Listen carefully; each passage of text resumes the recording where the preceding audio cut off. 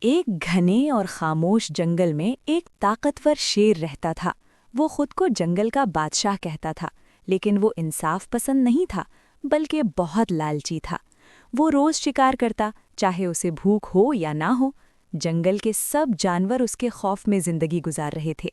آخرکار سب جانوروں نے مل کر فیصلہ کیا کہ روز ایک جانور خود شیر کے پاس جائے گا تاکہ باقی سب محفوظ رہ سکیں۔ اگلے دن ایک چھوٹے سے خرگوش کی باری آئی۔ خرگوش کمزور ضرور تھا، لیکن بے عقل نہیں تھا۔ اس نے سوچا کہ اگر آج اس نے کوئی تدبیر نہ کی تو کل کسی اور کی جان جائے گی۔ اس نے ایک منصوبہ بنایا اور جان بوجھ کر دیر سے شیر کے پاس پہنچا۔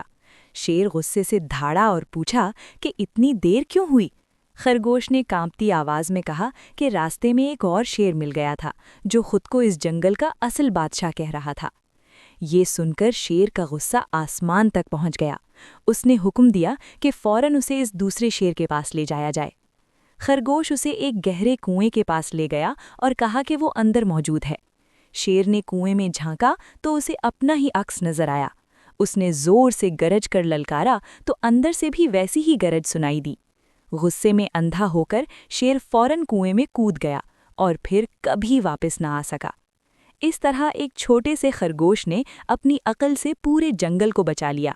اس کہانی سے یہ سبق ملتا ہے کہ غرور اور لالچ ہمیشہ نقصان دیتے ہیں، جبکہ عقل اور صبر مشکل وقت میں نجات کا راستہ بن جاتے ہیں۔